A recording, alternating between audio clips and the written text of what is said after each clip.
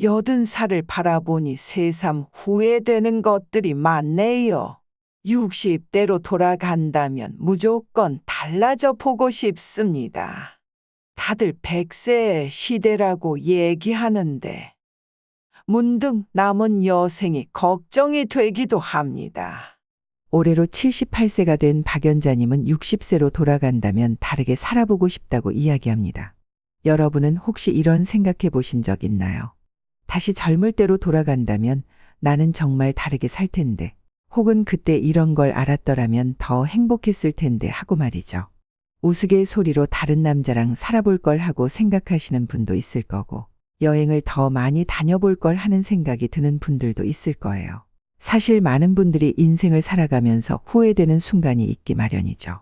그런데 우리가 그때로 돌아갈 순 없죠.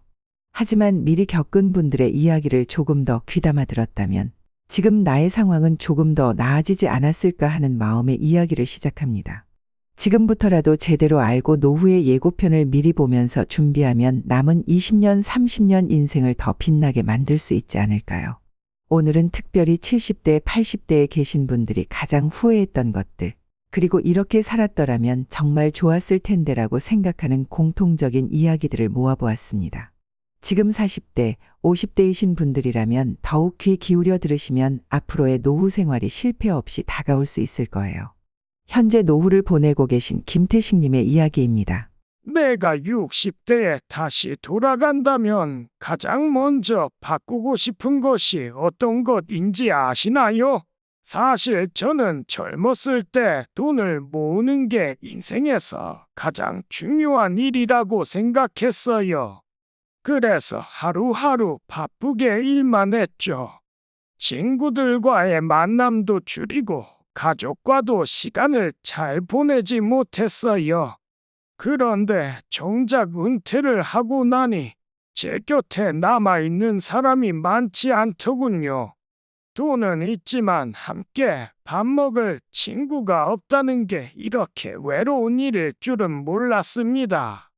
만약 다시 60대로 돌아간다면 저는 인간관계를 더 소중히 여기고 싶어요. 돈도 물론 중요하지만 함께 할 사람이 있어야 그 돈이 의미가 있더라고요. 많은 사람들이 돈을 벌기 위해 인간관계를 소홀히 하곤 합니다. 하지만 나이가 들수록 진짜 소중한 것은 결국 사람입니다. 돈이 아무리 많아도 혼자라면 외롭습니다.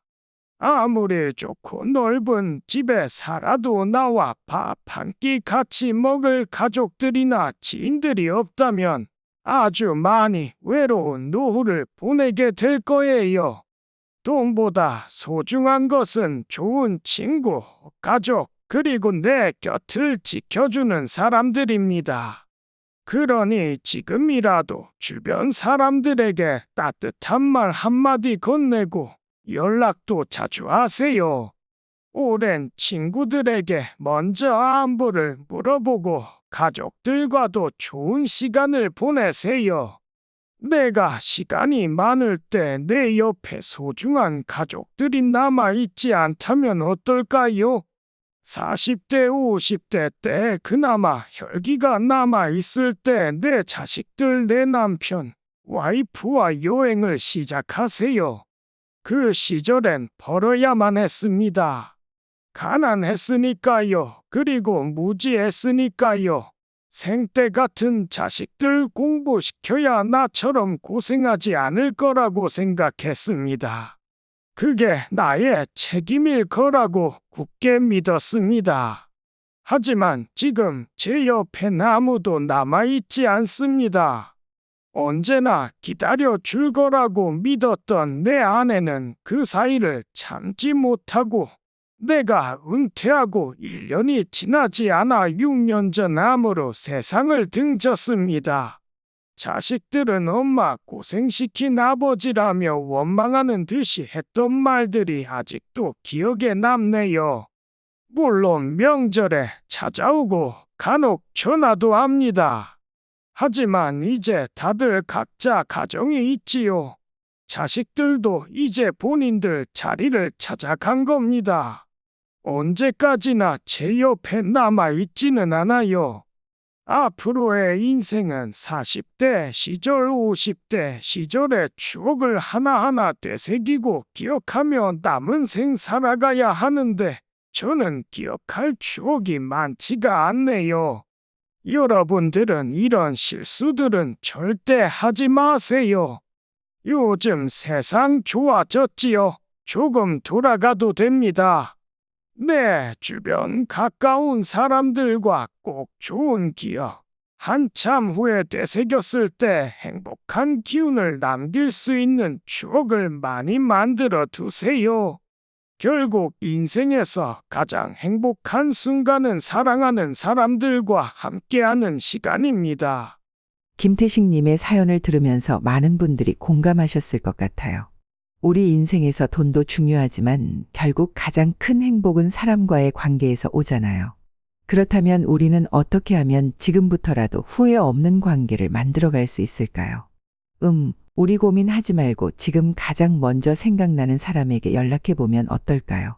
아직 늦지 않았을 수 있어요. 김태식님의 말처럼 이 또한 나중에 서로 웃으며 나눌 수 있는 이야기 거리가 될지도 모르겠네요. 자, 이제 다음 이야기도 한번 들어보겠습니다. 결과부터 말씀드리면 운동이 제 남은 생을 바꿨어요. 지금은 건강한 생활을 유지하며 더 행복한 노년을 보내고 있습니다. 72세 황순복님은 60대 중후반에 건강이 크게 나빠져 병원을 자주 다니곤 했습니다. 기침도 자주 하고 가래도 항상 남아 숨쉬기도 불편했습니다. 거기에다 두통에 늘 시달렸죠. 심할 때는 눈이 뿌옇게 안 보이는 느낌까지 들었습니다. 그런데 어느 날 친구의 권유로 매일 아침 조깅을 시작했습니다. 처음에는 숨이 금방 차고 힘들어했지만 매일 조금씩 거리와 속도를 늘려갔습니다. 귀찮다 생각이 들 때도 있었지만 아무 생각을 하지 않고 일단 몸을 일으켰죠. 그렇게 일주일에 많으면 3번, 적으면 2번은 가벼운 조깅을 하도록 노력했죠. 한 달이 좀 지났을까요? 아침에 자고 일어났더니 눈이 맑아진 기분이 들더군요. 가만 생각하니 어느샌가 두통이 없어졌던 것이었어요. 참 신기한 일이지 않나요? 이제는 매일 아침 조깅을 빼놓지 않으며 근육 운동도 추가로 하고 있습니다. 황순복 할머니는 항상 생각했습니다. 조금 더 어렸을 때 했더라면 어땠을까? 내가 50살 때 60살 때부터 규칙적인 생활을 하고 운동을 했더라면 지금보다 등도 덜 굽고 무릎도 덜 아프고 하지 않았을까? 라며 늘 생각합니다. 50대와 60대는 인생에서 건강관리가 가장 중요한 시기입니다. 이 시기에 어떻게 건강을 관리하느냐에 따라 나머지 삶의 질이 크게 달라집니다. 앞으로의 우리는 30년 길면 40년을 더 살아야 할지도 모릅니다. 오래 쓴 가스레인지나 선풍기도 꾸준히 관리해주지 않으면 금방 녹슬고 고장나기 마련이죠. 우리 몸도 똑같은 것 같습니다. 운동으로 기름칠 잘 해주고 건강한 식사로 잘 관리해주면 70세, 80세 넘어서까지 잘 쓸 수 있을 겁니다. 황순복님의 사연을 듣고 참 많은 생각이 듭니다. 반성을 하게 되었어요. 늘 바쁘고 피곤하다는 이유로 게을리했었는데 말이죠. 우리 모두 정답은 알고 있는데 참 실천하는 것이 쉽지 않지요. 하나하나 천천히 시도해보면 어떨까요? 매일 걷기, 스트레칭 그리고 적절한 근력 운동은 노년의 삶의 질을 높이는 데 큰 도움이 됩니다. 특히 관절과 근육을 강화하는 운동은 나이가 들면서 생길 수 있는 문제들을 예방하는 데 효과적입니다. 그리고 또 하나를 꼽자면 식습관을 꼭 바꿔보세요. 건강을 유지하는 데는 운동도 중요하지만 7알 이상은 먹는 것이 영향을 미칩니다. 내 장기를 타고 내 몸속으로 흡수되는 음식들을 대충 먹는다면 노년에 변비로 고생하게 되고 변비가 생기면 면역력도 떨어지게 되고 그러면 저처럼 기침과 감기를 늘 삼키고 살게 되는 거예요. 우리 남편은 젊었을 때 건강에 크게 신경 쓰지 않고 일만 열심히 했어요. 밤 늦게까지 일하고 술자리도 많았고 식습관도 엉망이었죠.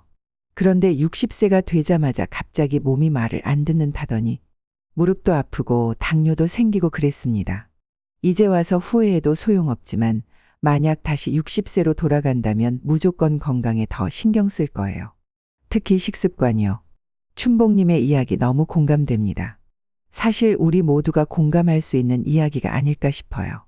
젊을 때는 건강의 소중함을 잘 모르다가 나이가 들면서 깨닫는 경우가 많죠. 오늘은 특별히 50대, 60대에 무엇을 중시해야 하는지, 그리고 어떤 식습관과 생활 습관을 가져야 하는지 함께 알아보겠습니다.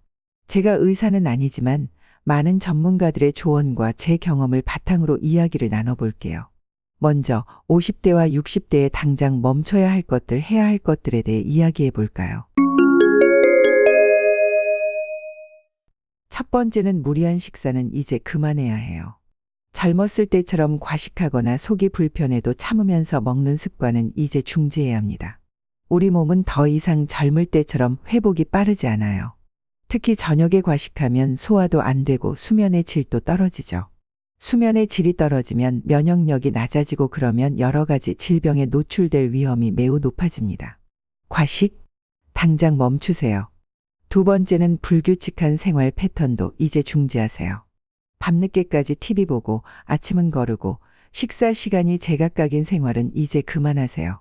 우리 몸의 생체 시계는 규칙적인 생활을 통해 건강을 유지합니다.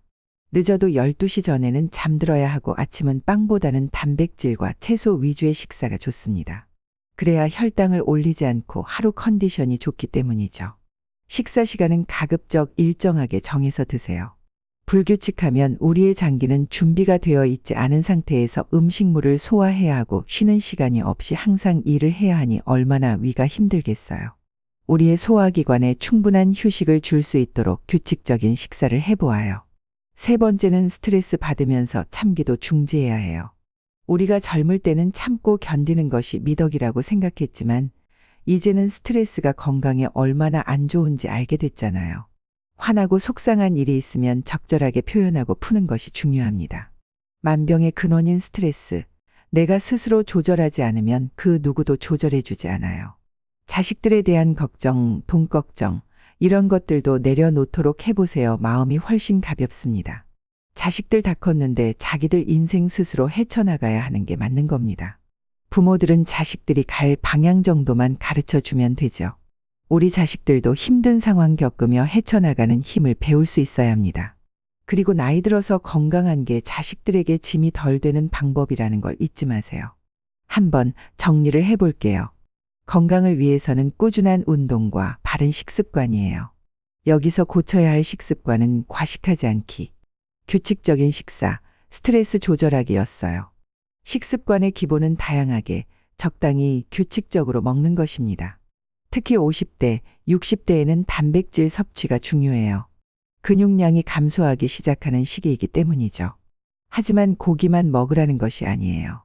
생선, 두부, 달걀, 콩류 등 다양한 단백질 공급원을 골고루 섭취하는 것이 좋습니다. 또한 채소와 과일도 충분히 섭취해야 해요. 식이섬유가 풍부한 채소는 장 건강에 도움이 되고 다양한 비타민과 미네랄을 공급해 줍니다. 하루에 적어도 3가지 이상의 다양한 색깔의 채소와 과일을 먹는 것을 목표로 하세요. 그리고 60대 이후부터는 몸에 물이 많이 부족하다고 합니다. 그래서 수분 섭취도 정말 중요해요. 나이가 들면 갈증을 느끼는 감각이 둔해져 쉽게 탈수 상태가 될 수 있어요. 의식적으로 물을 마시는 습관을 들이는 것이 좋습니다. 아침에 일어나자마자 한 잔, 그리고 활동 중간중간에 물을 마시는 습관을 들이세요.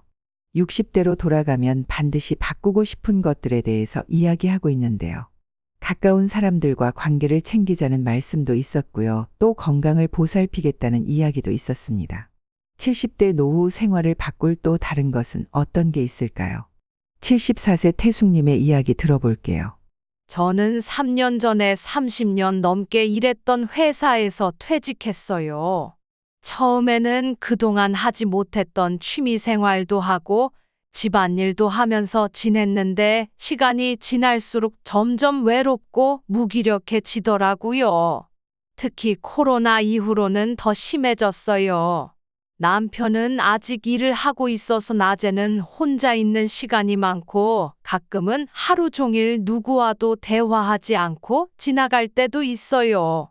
다시 60으로 돌아간다면 꼭 다양한 사회 활동을 미리 준비하고 시작할 텐데 후회가 됩니다. 어떻게 하면 지금부터라도 활발한 사회생활을 할 수 있을까요? 태숙님의 사연 정말 많은 분들이 공감하실 것 같네요. 퇴직 후 사회적 관계가 줄어들면서 겪는 외로움과 무기력함은 생각보다 심각한 문제예요. 실제로 연구 결과에 따르면 사회적 고립은 신체 건강뿐만 아니라 정신 건강에도 큰 영향을 미친다고 합니다. 만약 다시 60으로 돌아간다면 이런 사회적 활동에 대해 어떤 준비를 해야 할까요? 첫 번째, 사회적 관계는 미리 투자하세요. 우리는 종종 직장 생활을 하면서 업무에만 집중하고 인간관계에 소홀해질 때가 있어요. 하지만 퇴직 후에도 유지될 수 있는 진정한 인간관계를 위해서는 꾸준한 관심과 시간 투자가 필요합니다. 직장 동료뿐만 아니라 취미 모임, 동창회, 지역 커뮤니티 등 다양한 관계망을 미리 형성해 두는 것이 좋아요. 두 번째, 새로운 배움에 도전하세요. 60대는 더 이상 배움을 멈출 나이가 아닙니다. 오히려 평생 해보고 싶었지만 시간이 없어서 못했던 것들을 배울 수 있는 황금기예요. 요즘은 시니어를 위한 다양한 교육 프로그램이 있습니다. 대학교의 평생교육원, 노인복지관, 주민센터, 온라인 강의 등 선택지도 다양하죠. 외국어, 악기, 그림, 요리, 컴퓨터 등 관심 있는 분야를 배우면서 자연스럽게 새로운 사람들과 만날 기회도 생깁니다. 세 번째, 봉사활동에 참여하세요. 봉사활동은 단순히 남을 돕는 것을 넘어서 자신의 경험과 지혜를 나눌 수 있는 좋은 기회입니다. 평생 쌓아온 전문성과 경험을 살려 멘토링을 하거나 지역 도서관에서 책 읽어주기, 환경보호 활동, 반려동물 보호소 봉사 등 자신의 관심사와 맞는 봉사활동을 찾아보세요. 봉사를 통해 삶의 보람과 사회적 연결감을 동시에 얻을 수 있습니다. 네 번째, 온라인 소통도 적극 활용하세요. 요즘은 디지털 시대잖아요. 스마트폰과 인터넷을 통해 언제 어디서나 사람들과 소통할 수 있습니다. 카카오톡 같은 메신저, 페이스북이나 인스타그램 같은 SNS, 유튜브 같은 플랫폼을 통해 비슷한 관심사를 가진 사람들과 소통하세요. 처음에는 어렵게 느껴질 수 있지만 한번 익숙해지면 새로운 세상이 열립니다.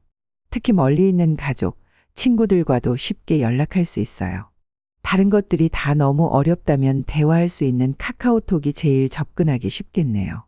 그리고 유튜브도 지금처럼 할 수 있다면 내가 구독하는 채널 사람들과 같은 관심사를 가지고 있는 것이니 온라인 댓글을 통해 여러 사람들과 교류를 충분히 할 수 있습니다.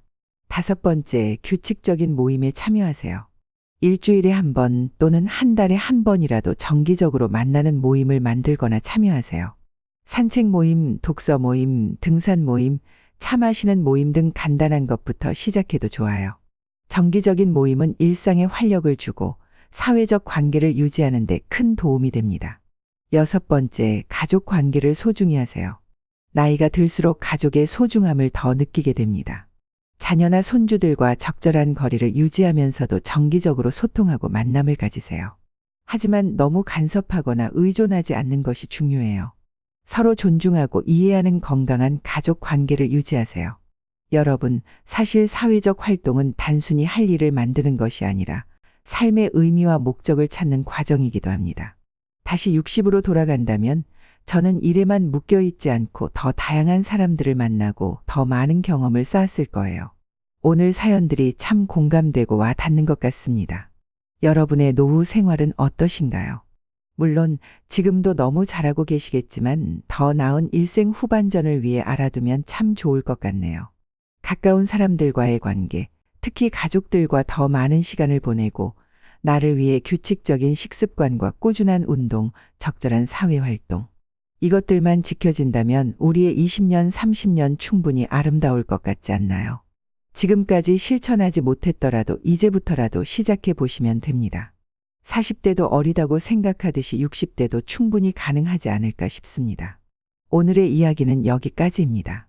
충분히 아름다울 여러분들의 행복한 인생 2막을 응원합니다. 오늘 영상이 즐거우셨다면 구독과 좋아요 부탁드립니다. 끝까지 경청해 주셔서 감사합니다.